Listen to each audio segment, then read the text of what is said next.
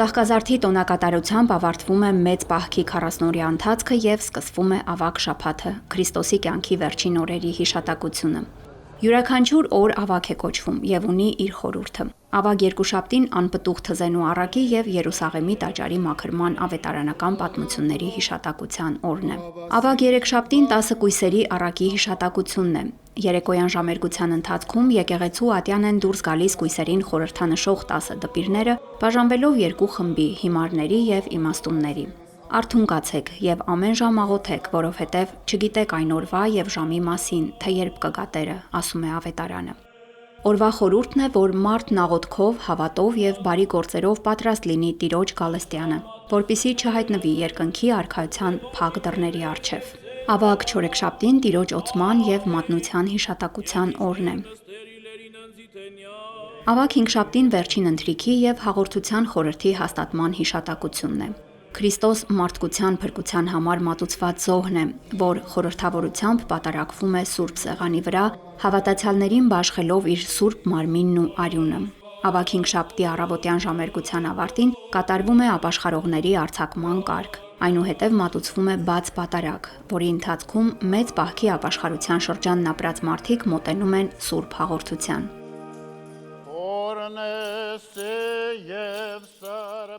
Ավագ հինգշաբթի տեղի է ունենում ոտնլվայի արարողությունը։ Խաչելությունից առաջ Վերնատանը Քրիստոս ծնկի եկավ իր աշակերտների առջև ու լվաց նրանց ոտքերը, որպես հեզության եւ խոնարհության օրինակ։ Ավետարանական այս պատմությունը եկեղեցական մեծ ծեսի հիմք է դարձել, որը կոչվում է ոտնլվայի արարողություն։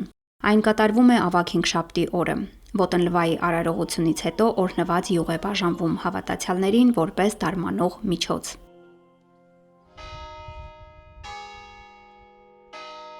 Ավագ հինգշաբթի երեկոյան ժամերգությունից հետո կատարվում է խավարման կարգ։ Այն խորհրդանշում է Տիրոջ ձերբակալությունը, չարչարանքները, խաչելությունն ու մահը։ Հսկման կամ խավարման ընթացքում ավետարաններից ընթերցվում են հատվածներ՝ Գեթսեմանիի պարտեզում Քրիստոսի աղոթքը, Հուդայի մատնությունը, Հիսուսի հանձնումը ամբոխին, քահանայապետի հարցաքննությունը, Պետրոսի ուրացումն ու զղջումը։ Ավետարանական յուրաքանչյուր ընթերցումից հետո զույգ-զույգ հանգչում են 12 մոմերը։ Վերջում բառ է մնում միայն Տիրոջը խորհրդանշող մոմը։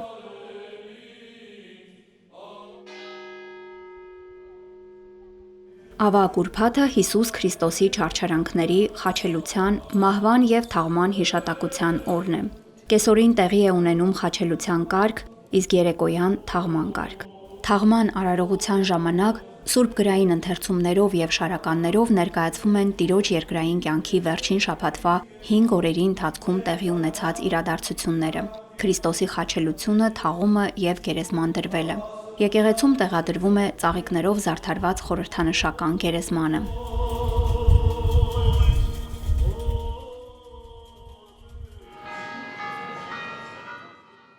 Ավագ շաբաթ օրը երեկոյան եկեղեցիներում վառվում են ջահերն ու կանթեղները։ Եկեղեցական օրացույցով այդ օրն են հրեշտակները Քրիստոսի գերեզման այցելած յուղաբեր կանանց ավետել Տիրոջ հարությունը։ Այստեղ չէ այլ հարություն առավ խոսքերով։ Քրիստոսի դատարկ գերեզմանը քրիստոնյաներին փոխանցում է հարության ավետիսը։ Ավագ շաբաթ երեկոյան մատուցվում է ճրագալույցի Սուրբ Պատարագ, որի ժամանակ տրվում է հարության ավետիսը։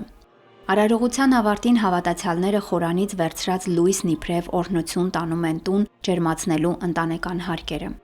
Ճրագալույցի պատարագից անմիջապես հետո վեհարանում կատարվում է Սուրբ Հարության տոնի առաջին տնօրհնեքը։